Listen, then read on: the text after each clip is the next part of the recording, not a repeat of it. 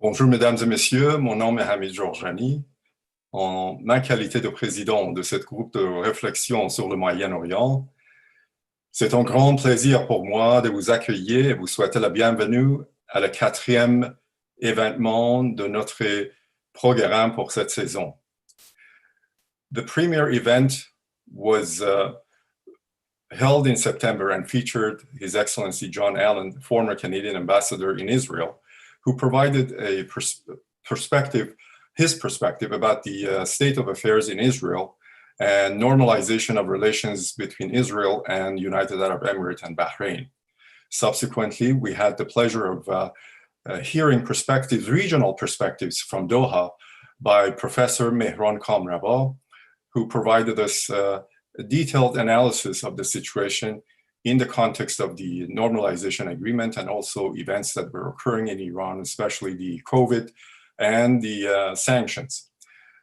That was followed by a presentation by Dr. Michael Atalla, who focused on the state of affairs in Lebanon, especially in the context of the massive, disastrous explosion in Lebanon, in Beirut.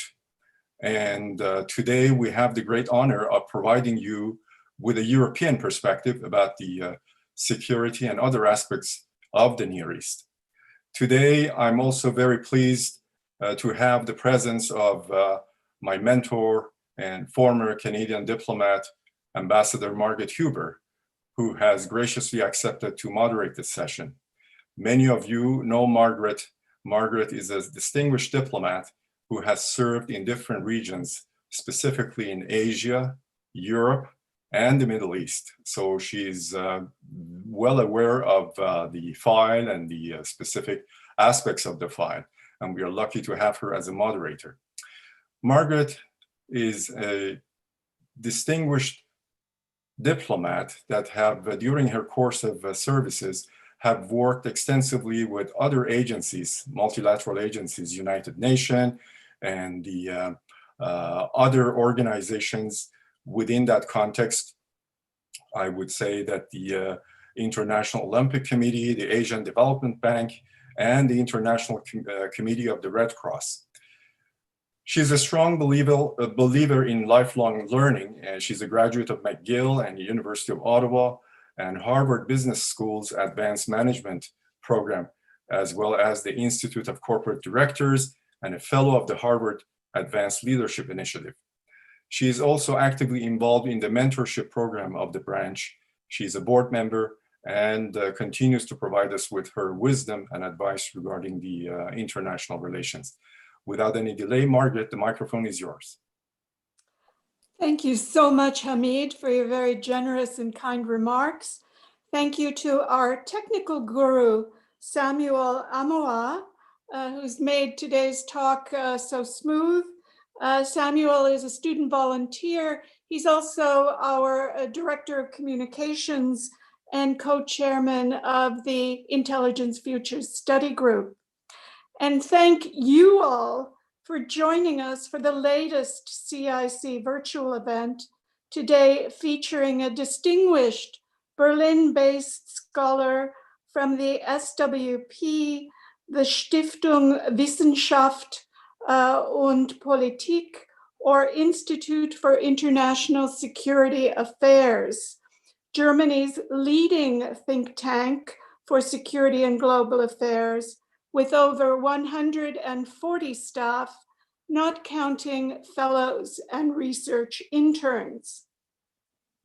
During her keynote address, Dr. Zamirirad will share, as Hamid said, European perspectives regarding potential nuclear talks and the prospect of a new political compromise between Iran and the US. We have all been reminded in recent days how the issue of Iranian nuclear capability remains a global issue, especially given Israeli airstrikes in Syria yesterday at Iranian-linked targets, including a facility at Damascus airport. This follows news of the outgoing US president last week asking his advisors about a strike at Iran's nuclear capability. We are delighted that interest in today's event has been so strong from current and past diplomats, NGOs, academics, and students. Actually, as our cross-Atlantic timing means that many others are unable to join today's event, it is being live streamed and can be later called up on YouTube and also shared with others for whom the topic may be of interest. Our guest today, as you know, is Dr. Azadeh Zamirirad. I understand that Azadeh, appropriately enough, means free thinker in Persian.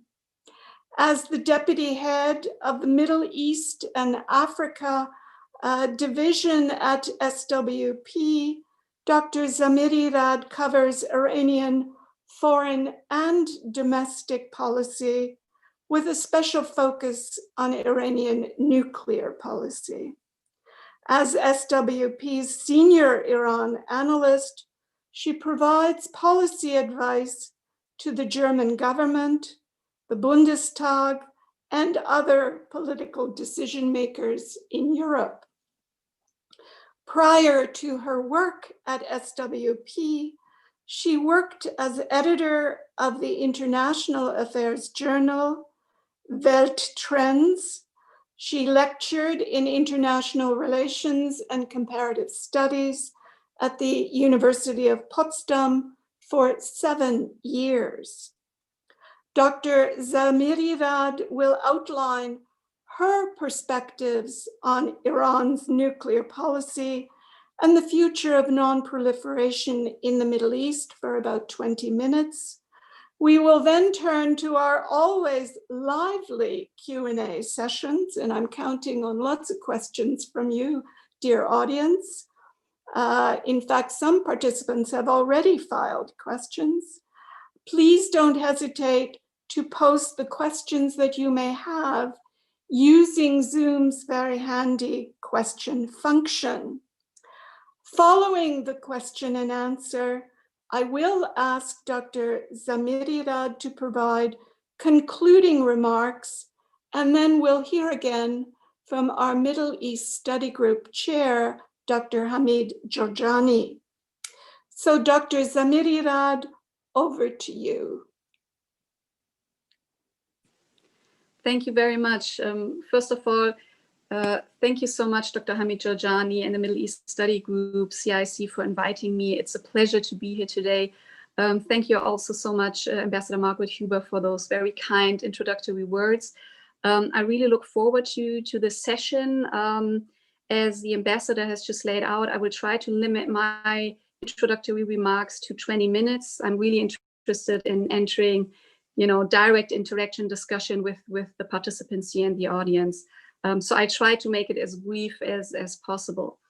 But let me start with some of my concerns. I will mostly lay out some of the challenges that I feel lie ahead of us. And I think we can discuss a little bit more about how to tackle those challenges in the discussion. But I will first lay out some of these challenges, some of the expectations that come out of Tehran when it comes to the nuclear issue, where we generally stand with regard to Iran's nuclear program, and where some of the more serious concerns might arise from. So let me start with some of these concerns. I think we are entering a critical phase when it comes to non-proliferation in the Middle East with regard to Iran's nuclear program. Tehran has consistently ramped up its nuclear activities and its technical capabilities in the past month, ever since May 2019, and continues to ramp up its program. At the same time, we have possibly, or most likely, a new US administration under Biden that has indicated time and again that they would be interested in entering new talks and possibly coming back to some sort of compliance with the Jcpoa or the original nuclear deal. But of course, at this point, we don't know yet for sure how clearly the Biden administration is planning to manage to solve these kind of issues and to tackle them. We've heard some different signaling coming from the Biden camp here. And also within the next 9 weeks before inauguration, there's still a chance that the Trump administration, as the ambassador has already laid out, might take action and follow or pursue a policy of scorched earth and do anything that they can in their power to make this way more for the Biden administration than it already is to enter substantial talks with Iran. So there's a lot of potential for escalation lying ahead in the 9 upcoming weeks alone, let alone all the challenges that lie ahead of us afterwards. So how did we get here? Obviously, the 2015 nuclear agreement was a massive, a giant breakthrough for non-proliferation efforts in the Middle East, not just in the Middle East, actually, but on the global scale. And subsequently, we saw Tehran fully implementing its obligations, fully committing to what it had promised to commit to in the JCPOA, as was confirmed by every single report by the IAEA at that time. And still, unfortunately, we went into a phase in US policy where the Trump administration decided in May of 2018 to no longer stick to their commitments and their part of the agreement and instead follow a policy of maximum pressure. Now, Tehran didn't respond initially in kind. It took a whole year before they actually took countermeasures and responded to maximum pressure with maximum resistance. Within that year, they pursued a policy of what they would call strategic patience, where they were mostly counting on the remaining parties in the agreement, China, Russia, but most notably the European actors, to find ways to withstand US sanctions pressure and kind of make up for the loss that we've seen through the US withdrawal. But this never materialized, and Tehran went through a tactical shift in its nuclear doctrine. And I think at that time, Tehran basically reached 2 major conclusions. One, that agreements with the US administration are simply not sustainable, that there's no credibility, no trust, nothing that could assure Tehran that any kind of agreement that they would enter with the US administration would actually last. I think that's a massive point. And it wouldn't last even when Iran fully complies. And I think that's an important point to make. Secondly, that Europe lacks the capabilities, at least at this point in time, to counter these kind of measures, to provide the necessary sanctions relief as was promised to Tehran in the nuclear negotiations. And these 2 things are nothing new. I'm sure Hamid and most of you who are familiar with Iranian discourse know that these kind of assumptions had already been in Iran for years and years, particularly in the camp that was more in favor of a confrontational policy towards international actors and not that much in favor of engagement. There was always this assumption of lack of willingness in Washington and lack of capability in Europe. With the difference being now that these kind of assumptions have essentially turned into reality and they're on full display now for a lot of people to see. So what that means is that within the Iranian political discourse, we see a very clear shift and strong weakening of pro-engagement positions, strengthening of those actors who have warned all along that a confrontational policy or non-engagement in this kind of manner would actually yield better results than complying and trying to find solutions. So this is one of the long-term, I think, challenges that we face with regard to Iranian foreign policy, that this foreign policy experiment that they entered with the JCPOA, in the view of many in Tehran, has essentially failed. So that's a major challenge here. So where does that leave us now? Where do we stand, particularly with regard to Iran's nuclear program? Now, as part of its maximum resistance strategy, Iran has announced that it no longer acknowledges any technical limitations to its nuclear program. And it has started to resume enrichment activities in Fordo, which is in violation of the JCPOA or original JCPOA agreements. It has resumed and increased enrichment activities beyond the limit that was agreed upon, so beyond 3.67%. It is enriching uranium up to 4.5% now. It has also exceeded the limit of the stockpile of enriched uranium by 12 as of November, as far as we know from IAEA reports. And Iran has conducted certain R&D activities, so research and development activities, particularly with regard to advanced centrifuges, some of which, again, have not been agreed upon in the JCPOA. So through all these measures, Tehran's breakout time has reduced quite significantly. So the time that Tehran would effectively need to produce enough weapon-grade uranium material to build a single nuclear bomb has decreased from originally, which was the aim of the JCPOA, around 12 months, to possibly, and there are different assessments here, possibly, let's say, 3 to 4 months.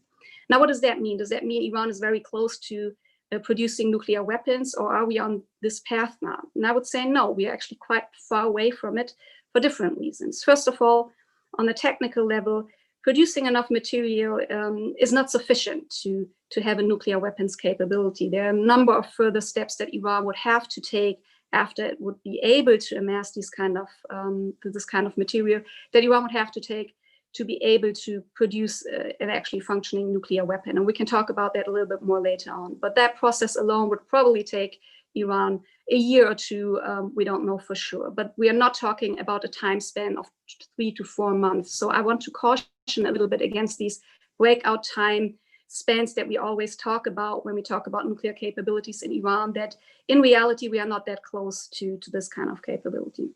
Secondly, at this point so far, I don't see any indication that the nuclear strategic thinking in Iran, at least, has fundamentally changed. We've seen adjustments when it comes to tactical considerations. So we've seen some nuclear tactical changes, but not strategic changes, in the sense that Iran would have already made a decision to go down the nuclear weapon path.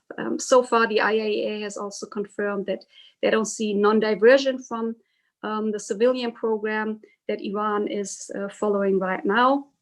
All the steps, or let's say more precisely, most of the steps, technical steps that Tehran has taken are actually reversible. And Tehran has said again and again that they're willing and actually hoping to come back to full compliance if the US is willing to come back to full compliance itself and lift some of the sanctions that they promised to suspend throughout the JCPOA. However, there's one area where some of the progress that Iran made cannot be reversed, and that's the area of R&D, research and development. Obviously, when you do research and development, you acquire certain knowledge, and once you have this knowledge, this cannot be made unknown. So we are already in a phase where there is no going back to the status quo ante. We will have to make adjustments to the nuclear deal if all parties are going to go back into full compliance that more thoroughly and accurately reflect the current state of Iran's nuclear program. So already there need to be some adjustments made here. Furthermore, and I want to make that point on nuclear strategy in Iran, so far, and I think we should take note of that, Iran is still in the JCPOA. Iran is still cooperating with the IAEA. Inspections are ongoing. The nuclear program is still under international supervision. Even despite, very difficult COVID-19 conditions, it still continues. There is no, as far as we know, hidden activities here. Those kind of transgressions that I've been talking about, where Iran has resumed some of its enrichment capabilities beyond the limits of the JCPOA, they were previously announced. So it's all out in the open from what we know right now. There's no covert activities going on that would indicate at this point that Iran is really taking a different kind of strategic approach here. Now, some of the challenges and constraints that I see, though, in the domestic sphere might make things a little bit more complicated. And this is the next area that I want to focus on. Iran will enter presidential elections in the spring of next year. Now, it's important to note that any new government in Iran, regardless of whether it's going to be a hardline government, reformist, moderate, whatever, will not be able to change nuclear strategy in Iran. These are fundamental foreign policy security decisions that ultimately the supreme leader takes in coordination with different formal and informal institutions in the country. So it's not going to be the government that's going to be decisive here. However, any government, and we could assume at this point at least, it's very likely that more conservative voices will be successful in the upcoming elections in Iran rather than moderate and reformist voices. And as I've indicated before, the pro-engagement camp overall has been significantly weakened in Iran. So we can assume that the next government that might be in place in Tehran might be a little bit more difficult to handle. And this can start with very, basic and trivial things, with having to cope with possibly a foreign policy team that is not that experienced, things that we have seen under the Ahmadinejad government back then when there wasn't a very experienced foreign policy team in place. And this alone can provide some hurdles and obstacles here. But also what we see in Tehran taking place for quite some time now is discourse in Iran changing, with more and more people asking for the government not only to get out of the Jcpoa, but actually get out of the Non Proliferation Treaty, the NPT, altogether. So domestic pressure is rising, and it will be rising with the government as well. And what the nuclear discourse history in Iran has shown is that the supreme leader, obviously, in all foreign policy and security matters, doesn't operate in a political vacuum. He is affected by political discourse. Political discourse and decision-making in Iran is shaped by political discourse in the Tehran sphere. So if we have a government in place that might not necessarily be that much interested in engagement, and if we see more domestic pressure rising, with time, we could see a more stronger shift within the political debate and discourse in Iran that might not be too helpful when it comes to reaching political conclusions here. So one of my main actually points that I want to make that is important in my point of view is that the time frame and the window of opportunity that we have isn't as big as it might seem. And not because any new government in Iran would automatically go on confrontation modus, but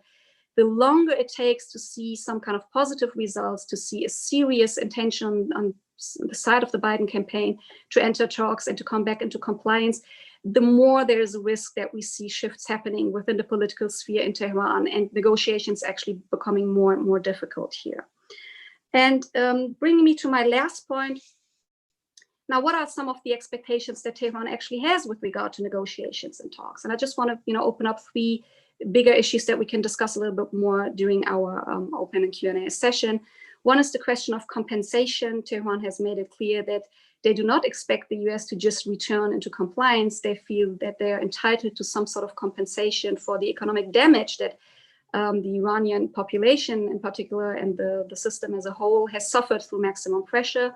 The second issue is this issue of assurances. How can we enter an agreement with what kind of mechanisms that we can put in place that ensure that this time any kind of agreement would be more sustainable, that there wouldn't be mechanisms in place that would put Iran at a severe disadvantage when one of the actors and participants violates the terms of the agreement, as the United States did, with no real chance or opportunity for Tehran to respond within the framework of the agreement. So assurances will be a huge issue.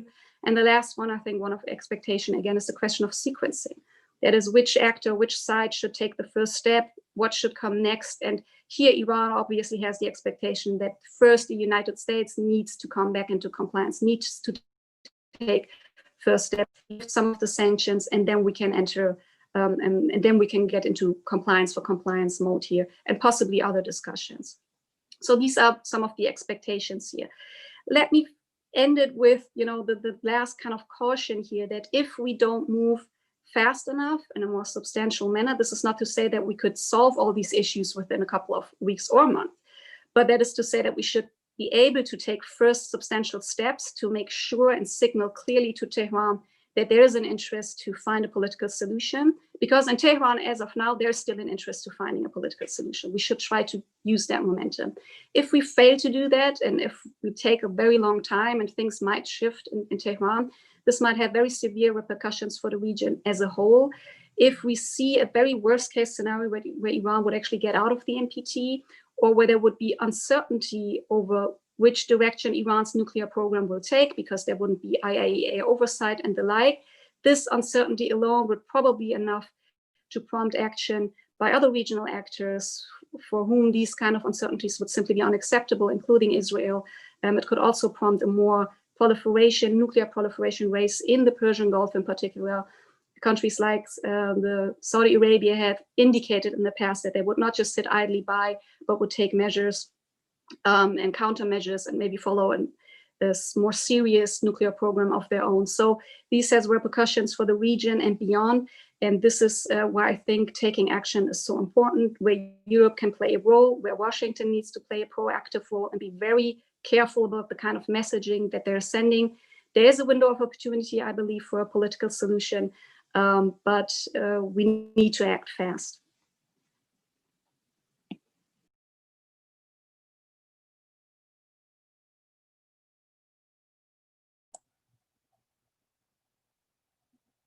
think you're muted, Margaret.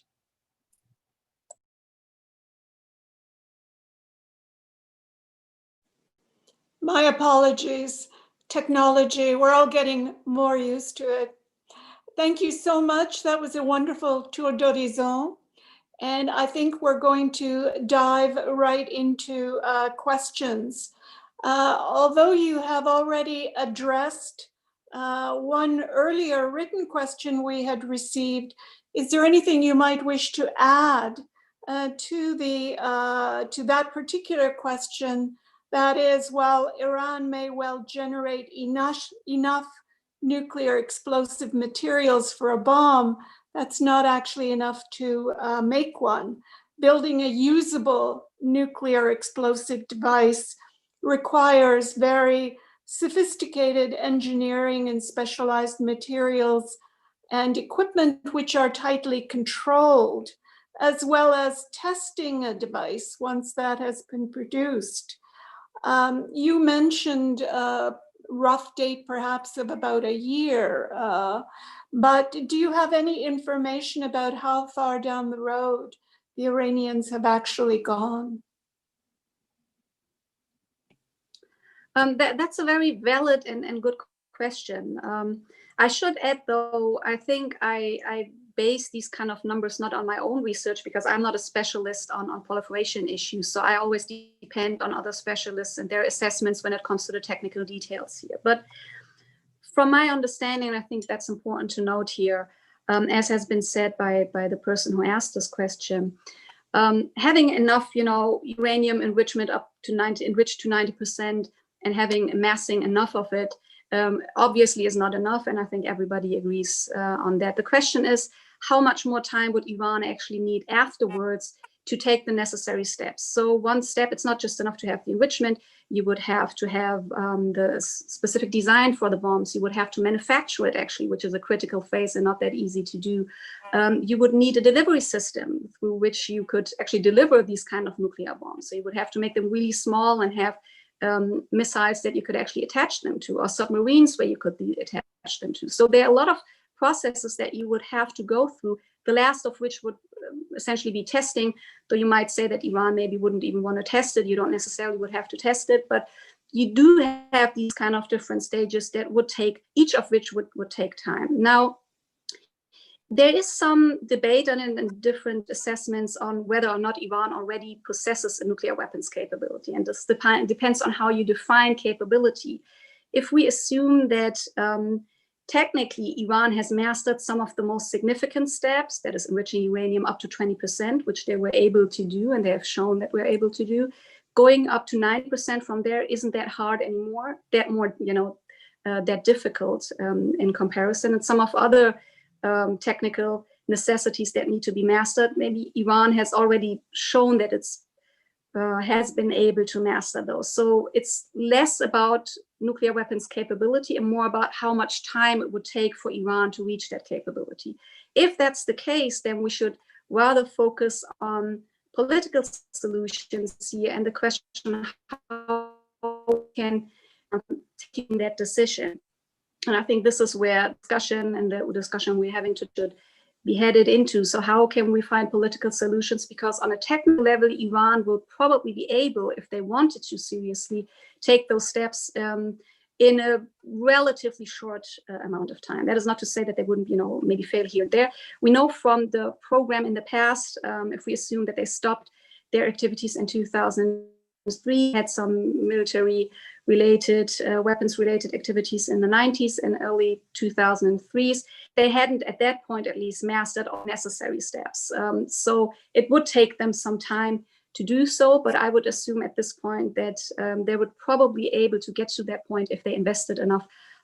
Whether they could do all of it covertly, that's that's probably much more difficult. But if they at some point decided we are just only getting out of the NPT and we're pursuing that path, things would probably get more heated and dangerous.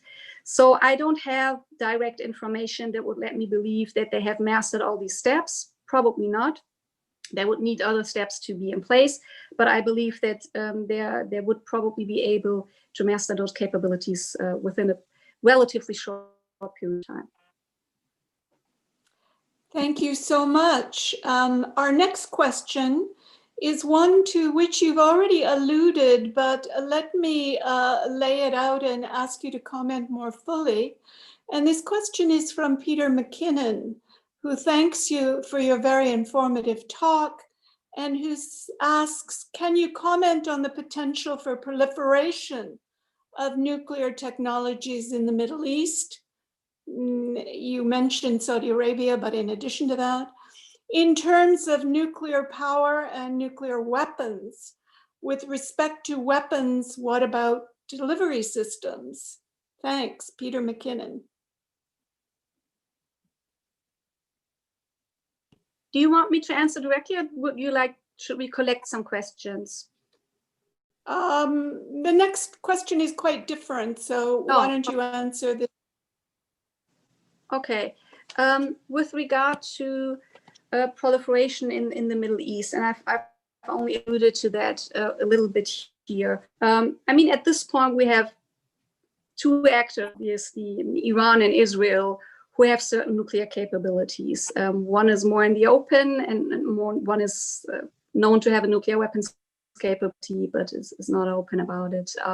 We have other actors in the region who have started certain civilian programs with the UAE. China is becoming more involved in the region, particularly in the Persian Gulf, when it comes to building nuclear power plants and kind of supporting these kind of technological steps that are needed to pursue nuclear programs. But so far from what I see, particularly in Saudi Arabia and the UAE, there isn't an all-out investment in the nuclear sphere. There doesn't seem to be much interest, at least this point, to make these kind of heavy investments. And there are heavy investments to be made if you're really going after a fully fledged kind of nuclear program, and not just economic investments, which would already pose a challenge, I think, for some of these actors, most importantly for Saudi Arabia, but also political ones. Saudi Arabia at this point, with the kind of activities that they're pursuing, pursuing the mining and these kind of things, they don't really require IAEA supervision. They don't enrich uranium at this point. Don't follow reprocessing activities.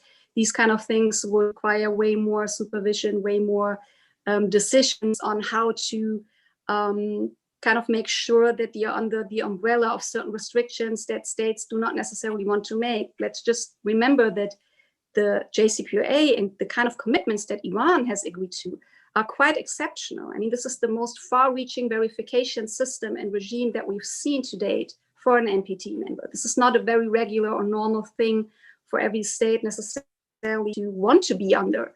So already this is a very huge thing. I believe that the proliferation issue will be more pressing, more problematic once we reach a state of uncertainty regarding Iran's program. Not necessarily a state where we really believe or know that Iran would go for nuclear weapons. I believe the uncertainty alone would prompt some action, because as soon as there's no IAEA access to Iranian sites anymore and nobody can really verify what's happening on the ground, the uncertainty alone of whether Iran would follow a nuclear weapons program cannot be acceptable to a number of actors. And here I think countries like Saudi Arabia and UAE might be willing to invest more. There's different speculation in terms of proliferation, whether there have been agreements in the past with countries like Pakistan, for instance, for Riyadh to just purchase certain technologies or get certain technologies here. But this is, I think, a lot of it is speculation, and it's not really clear whether such a thing or agreement would ever actually be in place. And for Saudi Arabia or the UAE themselves to go down this path, that would take such a long time. They haven't mastered any significant part of a program like this. So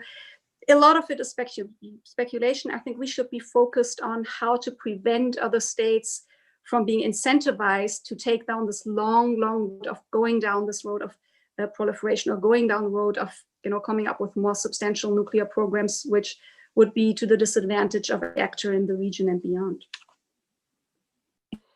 If I may comment briefly, based on my experience working in Pakistan, I was amazed there at how very popular the nuclear capability policy was, even with the man on the street, who understood that there was a trade-off between the huge costs and the monies that might otherwise be spent on education or health, but national pride being such that they felt that this was a necessary trade-off. I'm not saying each country is the same. I'm just saying that leaders, particularly if they're in unpopular or other situations, might find that kind of support tempting. But let me turn to the next question, which is from Saeed Mirza-Yenadeh, and this is, do you think that the EU is also in violation of the Jcpoa?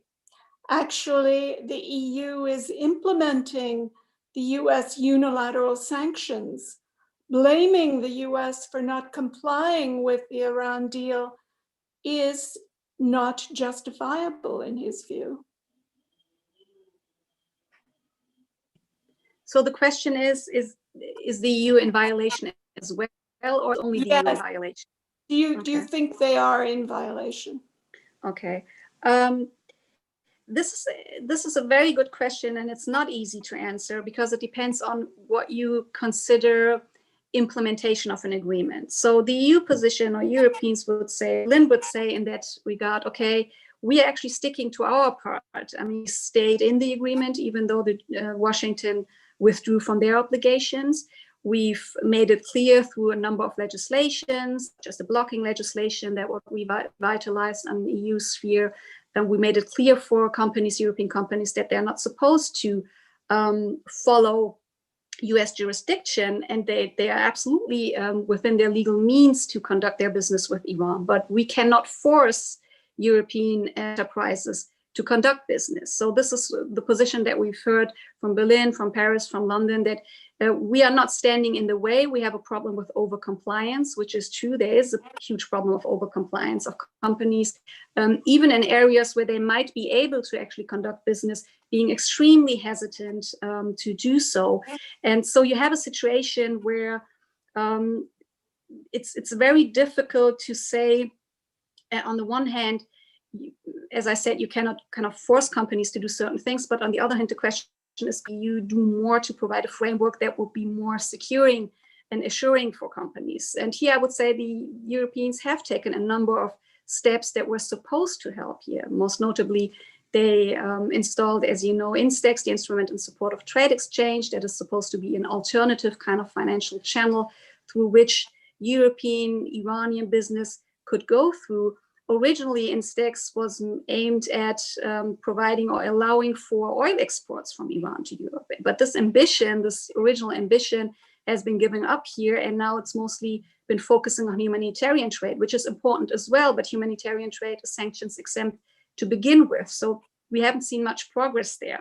So I would agree with an assessment that we've seen that Europeans simply at this point do not have the structures in place to be entirely independent when it comes to the dollar system, and to be independent when it comes to conducting their own foreign policy on European soil, because US secondary sanctions are still so massive, so powerful, and Europeans have not taken action for decades, and only now are beginning to build certain mechanisms and institutions that are necessary to really have a sovereign foreign policy here. So I fully agree with the more substantial, let's say, criticism when it comes to European capabilities, but I wouldn't go as far as saying that they're in direct violation. I think the incapability due to certain constraints is different from actively violating, and here I do believe that there are different degrees of not being really faithful to your commitments. And I think the degree to which Washington has not been faithful is not to be compared to the degree to which the Europeans have not been able to be faithful. Thank you so much, Dr. Zamirirad, for providing a European perspective on this very European-centered question.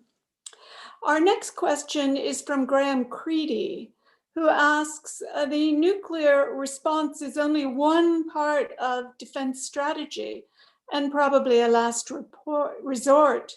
Can you comment on what trends we might expect in Iran's overall defense strategy in the post-Trump period?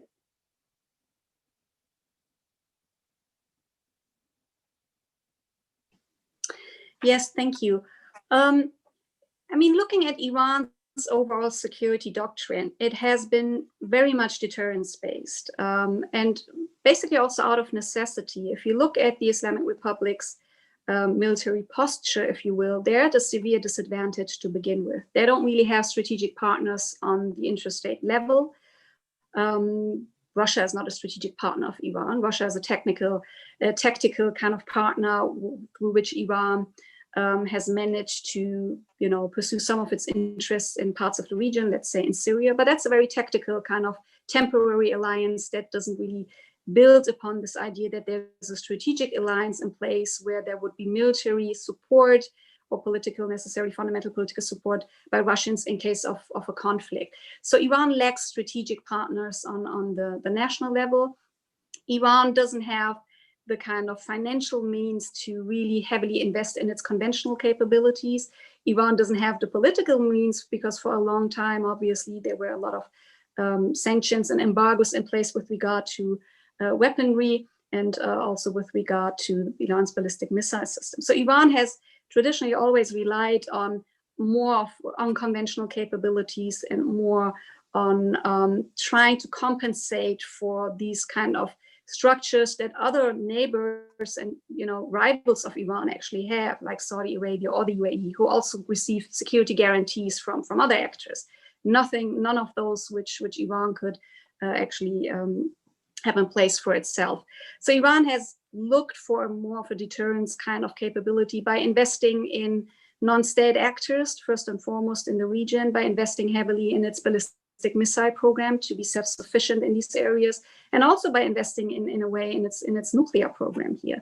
And I don't expect Iran to fundamentally change this kind of approach. I mean, they call it forward defense, this idea that we have to move forward in the region through non-state actors, that we have the means to certain other actors in the region to prevent them from coming to Iranian soil territory, to prevent them from using their huge military advantage towards us.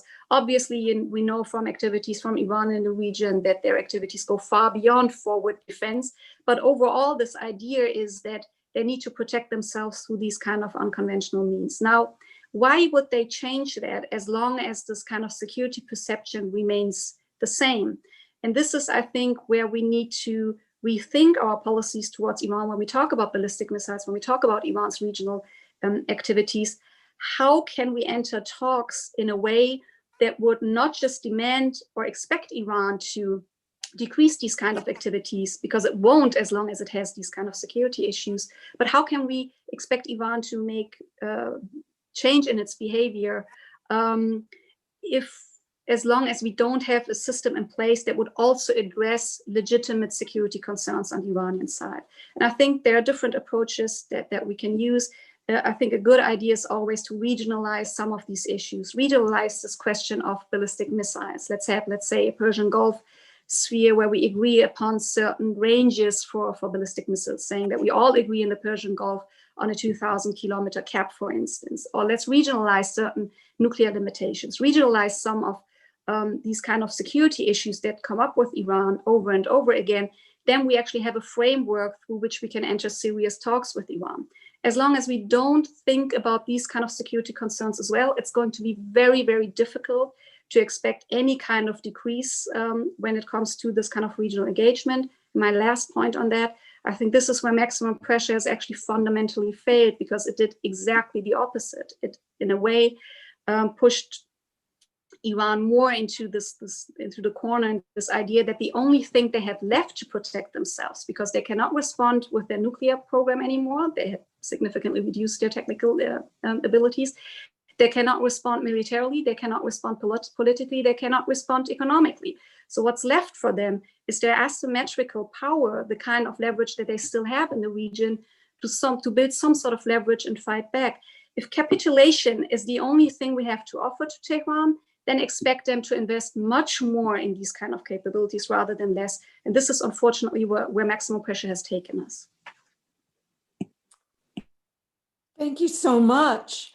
Our next question is from Phil Gursky, who is one of the directors directors of the Canadian International Council's National Capital Branch, author of a growing body of books on the topic of terrorism. I believe he has another book coming out very shortly.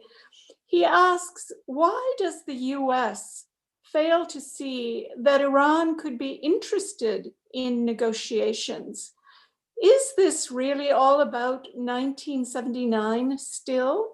Now, I know you're giving us today the European perspective, but could you comment on what you would hazard a guess as to US motivation?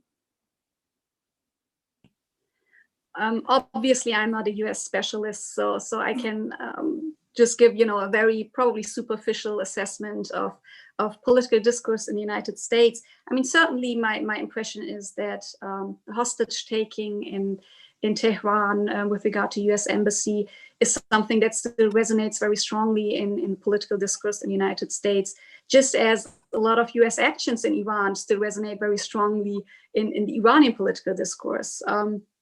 I think that when you look at political discourse in Washington vis-a-vis Iran, it's very ideologically charged. It's very difficult to have substantial kind of discussions on Iran that are not that ideologically charged. It's not a subject where you could really benefit from as a politician or political decision maker to come forward and say you're looking for some sort of political understanding with Iran, you're looking to negotiate with the Islamic Republic, you're looking for diplomacy with the Islamic Republic. This is nothing that would, come with any kind of political wins or that would, meet a lot of support with your constituents. So it's actually a topic where you can almost only lose. That's one of my main concerns here with the Biden camp, obviously. And here I would say there is some scope for hope. We've heard from the Biden camp and from Biden himself during the campaign that there is a willingness on part of Washington to enter talks, to talk not only about the nuclear issue, but actually beyond that, to build on the Jcpoa and to build on the kind of nuclear compromise that might be possible and address issues such as the ballistic missile program or regional activities, as difficult as all these may be. But the question is, how much political capital does he have? How much can he actually invest? How much can he do, particularly in this very critical initial stage? What kind of first steps can he take that would gain some support in Congress, which is going to be difficult. I mean, Democrats have not that big of a majority in the House of Representatives. They won't have a majority in the Senate.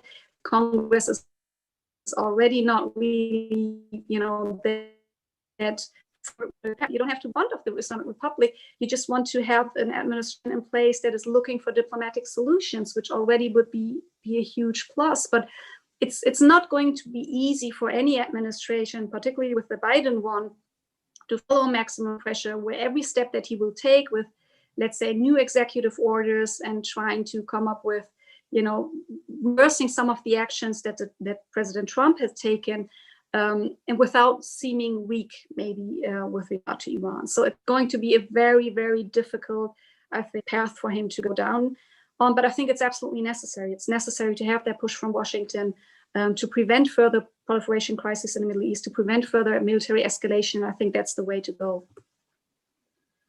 If I might interject a related quick comment and question, it appears that overnight the Iranian foreign minister indicated that on the question of reparations for the sanctions, that he believed that talks could go forward without insisting on that kind of quid pro quo in advance of further talks.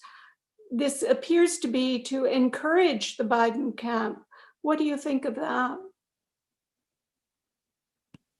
With regard to compensation, I think it's important to note that when Iran speaks of compensation, they don't mean writing a check for Tehran, right? They know, they're realistic enough to know that obviously Biden will not make any kind of financial contribution that would be seen as compensation. That's just not going to happen. What Iran tries to do with this talk of compensation, I think it serves different purposes here. One, of course, they have to kind of well, appeal to the domestic pressure that we see in Iran, where people say, well, we've been waiting here for years now. We've seen severe economic damage, and you just ask them to come back. That's not going to be enough for us. They need to compensate. So I think the government and negotiators have to bear that domestic sphere in mind when they come out with these kind of claims. It's also supposed to display and show how much economic damage actually Iran has taken from maximum pressure. And there has been severe economic damage. There has been a lot of suffering for the Iranian population. Partly, obviously, a lot of it comes from the Iranian political system itself, where Iranians suffer a lot politically and economically, socially. But additional pressure has been put on the Iranian population from the outside, from the United States. And talking of compensation is supposed to strengthen that point that there has been significant damage, and that we should recognize that there has been damage put on the and harm put on the Iranian population. And I think, lastly, also, I think for Iran, it's really important that kind of the international community acknowledges that they were the ones sticking to their commitments, and they're still in the deal despite these kind of damages that they have suffered. So from the Iranian perspective, and I think one of the people who asked this has alluded to that, from the Iranian perspective, they believe that they're the only one who actually ever fully implemented the deal, and they're the only one who ever paid a price. Europeans didn't pay a price, the United States didn't pay a price, China and Russia didn't pay a price, at least not something that you could put a financial number on. So this is, I think, where the compensation discourse comes from, to make these kind of points, come up with this narrative of Iran being the only one paying prices, suffering, and to the international community acknowledging that. So I do believe Iran is not looking for a check. They're very realistic. Zarif has been realistic about this as well.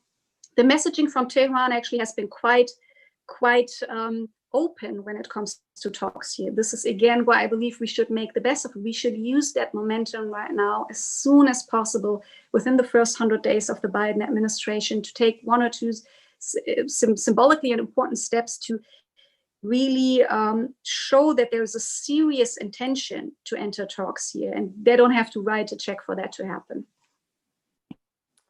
Thank you so much. Our next question is from Mark Bailey, our former ambassador in Damascus, in Ankara, in Vienna. And his question is with regard to the call by some analysts for a US return to the Jcpoa, followed by a more comprehensive approach, which would allow other issues like ballistic missiles and Iranian support to Lebanese Hezbollah and Palestinian Hamas to be addressed. In your view, how realistic is this proposal?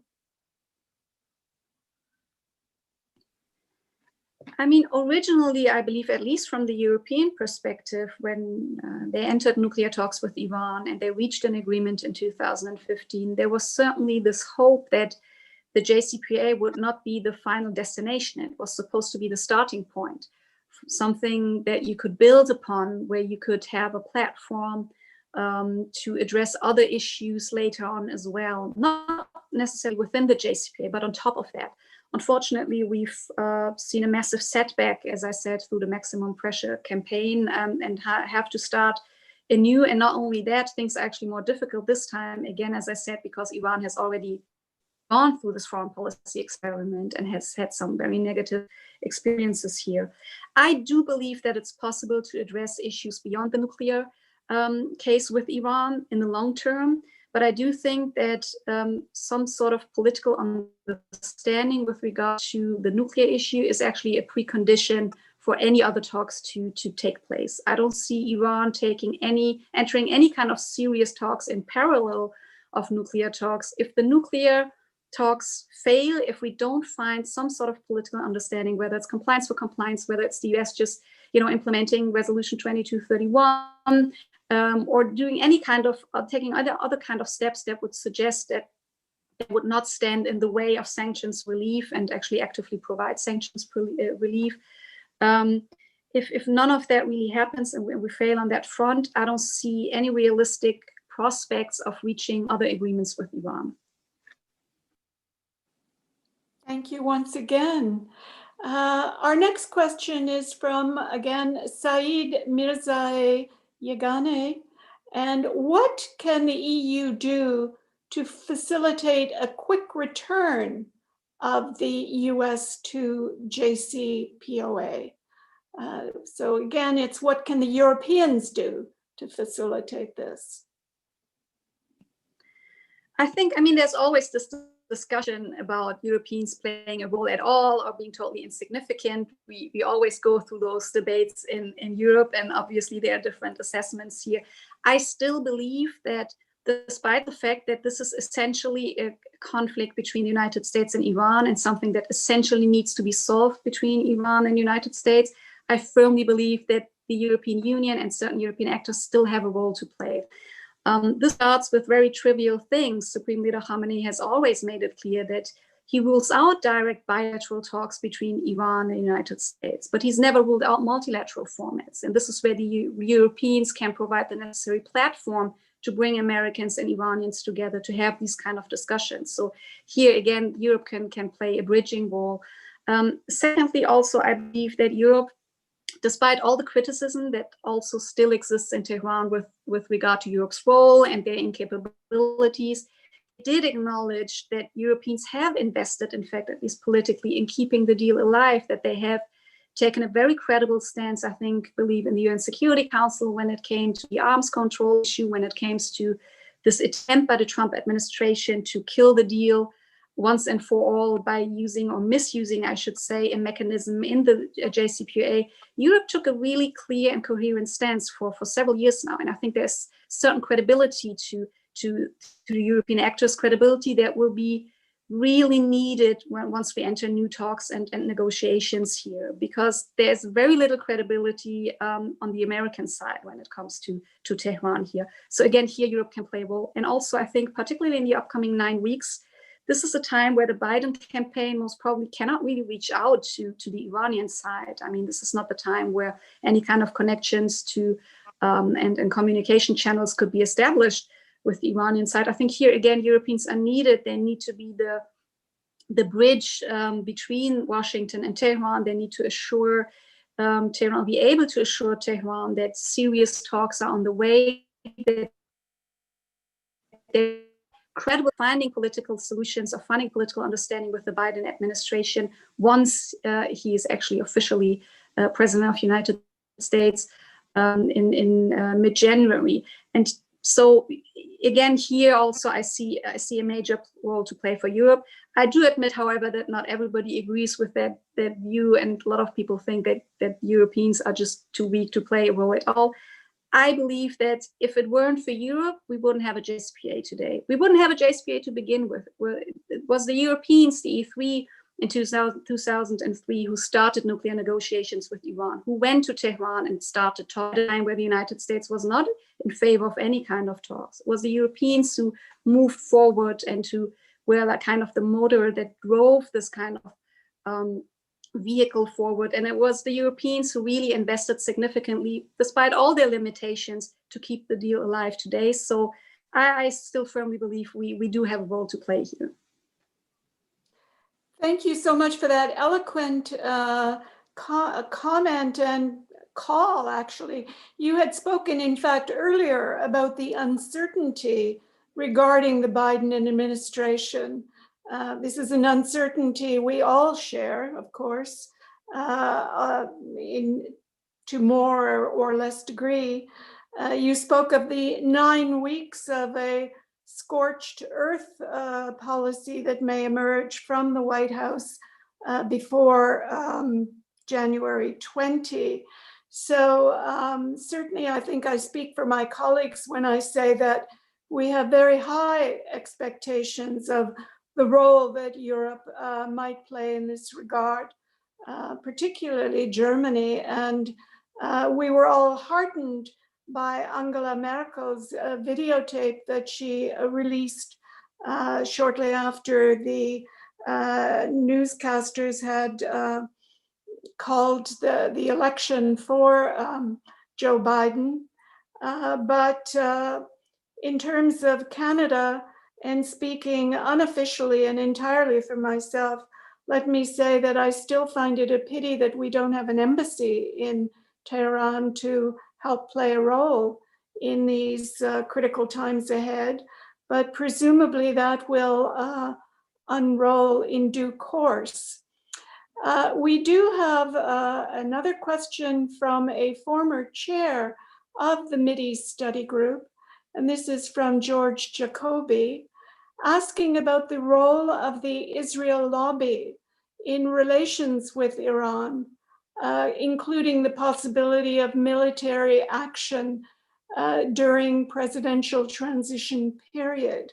I presume, George, that you also mean the Israel lobby in Europe, not just in the United States.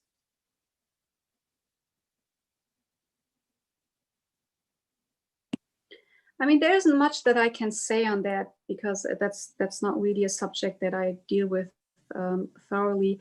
I would think that at this point, the effect or the influence that other actors might have on the Trump administration may be limited. We don't really know what's really going on in the administration. The things that were published now with Trump asking for kind of options, we don't even know if that's really true, if this is psychological warfare, these kind of things. We don't know if they're really willing to take some action in the upcoming 9 weeks, and if so, if that would be obvious actions in the form of military strikes or assassination attempts or against nuclear facilities or oil facilities or whatever, or whether there would be more of cyber activities and covert actions. We simply don't know. I'm not even sure where Pompeo stands at this point. It seemed to me before that Trump wasn't that much interested in military engagement, was more something driven by Pompeo. But from what we hear or heard recently, it might be the other way around at this point. Again, a lot of uncertainties. I don't wish to speculate on these things. But all in all, I think with an administration like this that has proven it can be quite, well, it's willing to take a lot of risk and to take decisions that are not necessarily in the best interest of themselves, their own national security or others. A lot is possible, and we should just assume that a lot could still happen in the upcoming weeks. Whether other external actors have a hand in that, I'm not capable of answering that. Thank you. I am turning to another very interesting question from Peggy Mason, CEO of the Rito Institute and our former ambassador for disarmament, saying, you have emphasized that the window of opportunity is short. How can Europeans and Canada support the kind of political signals and substantive steps that you have stated will be critical to save the Jcpoa? I think one thing that is concerning to me when it comes to the Biden campaign or the Biden team at this point is that we hear more and more talks of how the kind of maximum pressure leverage that was built up could be used to gain certain advantages in talks, or how it could be applied to talks with Iran. And this kind of talk at this point seems to me to be very counterproductive in the Iranian discourse. It very much resonates in Tehran negatively. This idea that maybe Biden is not so much after serious, substantial talks and coming back, but more after finding ways to put pressure on Iran or using the kind of maximum pressure that we've seen to make certain political gains here. And here, I think Europe can play a role as well. I believe that when it comes to the technical issues that we've been talking about in the beginning of the sessions, those are challenges that can be more or less easily, I think, addressed. Even the R&D issues where we could or would have to make some adjustments in the Jcpoa. I think a lot more challenging, an issue that's a lot more challenging is the issue of messaging and kind of framing and what kind of narratives we use to frame the whole discussion that we're going to have with Iran, because it's a very sensitive issue. Obviously, it's going to be a very sensitive issue for Biden in his domestic domain, and it's going to be a very sensitive issue for Tehran in their domain. So here, I think Europeans need to be very careful, very sensitive of this kind of leverage language, these kind of leverage signals that we are sending to Tehran to avoid these kind of things, and also message quite clearly that there's substantial, credible interest on Washington's part to come back in good faith and enter talks with Iran in good faith. This is what Tehran is looking for. And also make sure that they are the kind of necessary bridge in these upcoming 9 weeks to use the channels that were established through the Jcpoa. We have new communication channels now, which is good. We have new kind of avenues through which we can have these kind of talks with Tehran, to make use of them to deliver this kind of messaging, but be very, very sensitive about how you package certain things. I think this is one of the most delicate, most sensitive issues on how to frame things, that they don't appear, or they are not that easily targeted by hardline forces in Tehran, who can just easily point to them and say, see, they are not serious. See, they are trying to use leverage against us. They're trying to make use of maximum pressure to move forward their own political motives and gains and goals, and we shouldn't stand for it. So messaging, helping with packaging, again, I think would also be an area where Europeans can play a role. Dr. Zamirirad, before I ask you for a 5-minute wrap-up, pulling together what you think the audience should be hearing, let me say with great admiration how pleased that you have shared so generously your perspectives, your time, and it really is in a way a pandemic silver lining that, thanks to forcing us to go virtual for so many of our activities, it allows us to call upon talent like yours and draw scholars like yourself into our discussions. And I certainly hope that it will not be the last time that you're with us in discussion. So Dr. Zamirirad, anything that you would like to say in conclusion before we turn the mic back to Hamid, so to speak? Thank you so much, Ambassador Huber. Thank you very much also for the very, very interesting and good and demanding questions, challenging questions. I really enjoyed that. Obviously, I would prefer seeing everybody in person and have direct personal interaction rather than speaking into my kind of tablet here. It's always a different feel. But I really appreciate everybody taking the time to come out here and provide their insights and their comments and their questions. I think it's become obvious here what my main point is. I think things that I want to say and make clear is there's an interest, I think a serious interest on the part of Tehran to remain in the Jcpoa, to have a nuclear compromise that works. We've seen a lot of diplomatic kind of messaging and efforts on part of Tehran with regard to compensation, other issues where their demands, if you will, aren't as high as they might have seemed in the beginning, where there is willingness to find a solution. So it means that we, from the European side, but also from US side, Canadian side, and other international actors can make use of this window of opportunity that we have before things might shift into a different direction, also domestically in Tehran.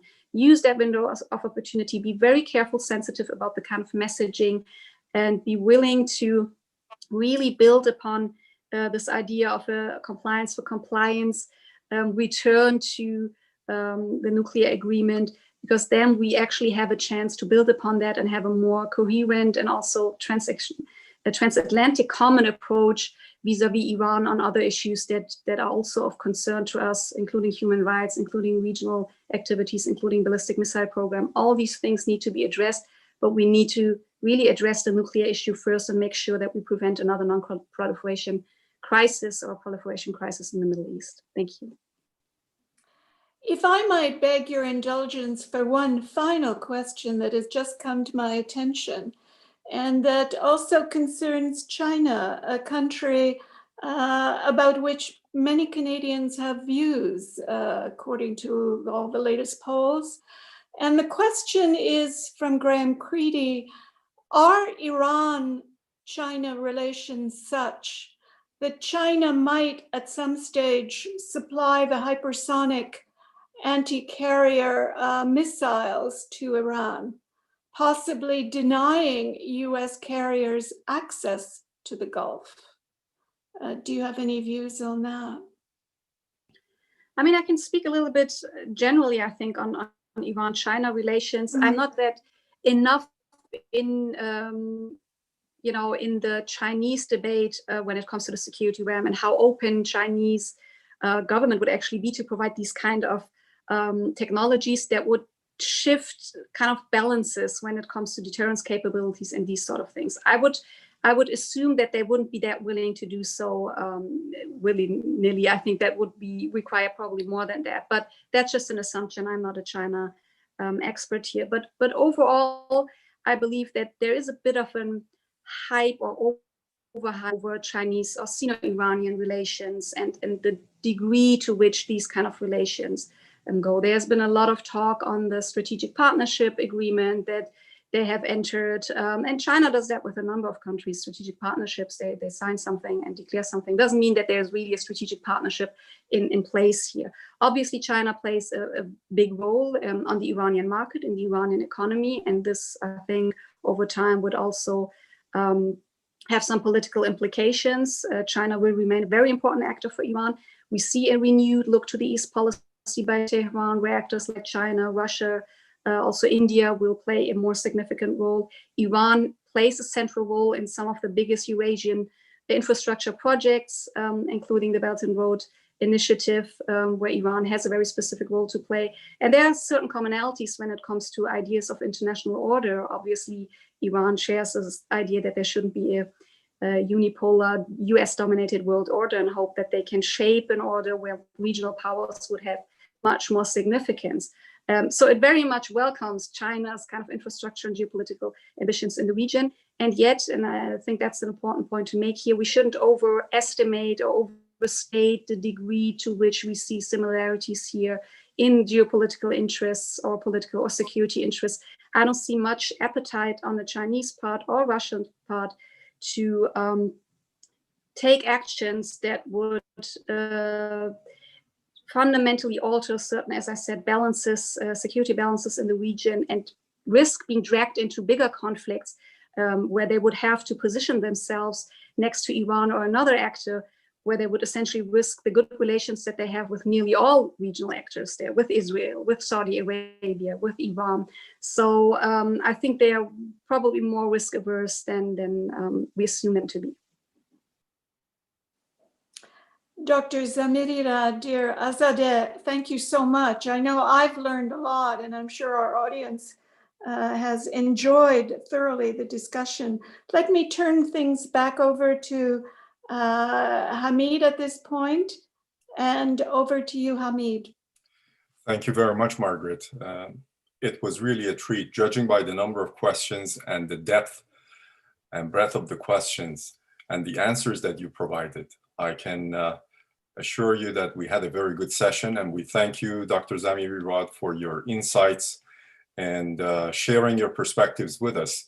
I was also very pleased that you demystified the role of Russia and China, because not too long ago, we had a speaker from the NATO Association of Canada who very specifically said that Russia and China have been using Iran as a bargaining chip with the US. So they haven't done much in terms of the compliance to the agreement either.